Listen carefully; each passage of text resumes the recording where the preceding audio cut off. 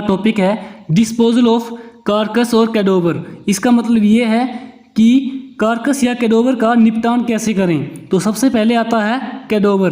कैडोवर is a dead human body used in scientific और medical research. इसका मतलब ये है कि किसी आदमी की डेड बॉडी को जब हम यूज़ करते हैं साइंटिफिक और मेडिकल रिसर्च के लिए, उसे हम कहते हैं कैडोवर।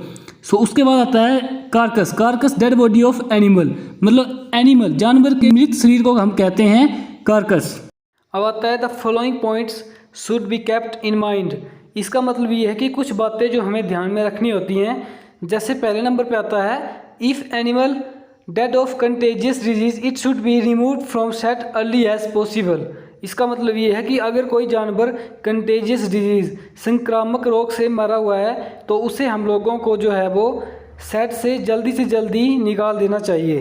अब आता है the carcass should not be dragged as discharge of its body fluid and blood during dragging में cause infection to other animal.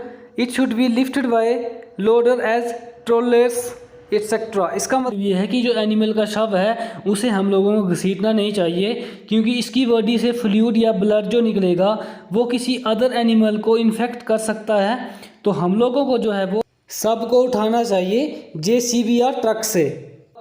It is not advisable to open carcass without the approval of veterinarian. इसका मतलब ये है कि किसी पशु चिकित्सक के अप्रूवल के बिना कार्कस को ओपन करना मतलब खोलना उचित नहीं होगा।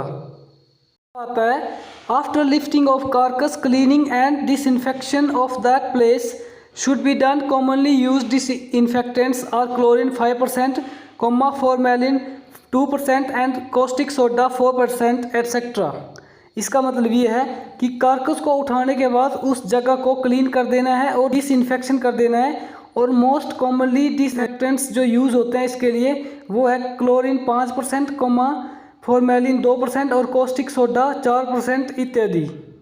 अब आता है water should not be use to reduce the spread of infection. इसका मतलब ये है कि पानी का उपयोग नहीं करना चाहिए इन्फेक्शन के फैलने के कम करने को। आता है carcass should not be disposal near flowing water otherwise it will be become a source of infection in the area receiving that water supply. का मतलब ये है कि सबको बहते हुए पानी के नज़दीक डिस्पोज नहीं करना चाहिए, नहीं तो वो पूरा एरिया सोर्स ऑफ इन्फेक्शन बन जाएगा जहाँ ये वाटर सप्लाई जाएगी। अब लास्ट में आता है the method of disposal of carcass has to be decided on the basis of disease responsible for the death. इसका मतलब ये है कि सबको डिस्पोज करने का जो मेथड है वो डिसाइड किया जाता है कि किस बीमारी के कारण जानवर की मृत्यु हुई है।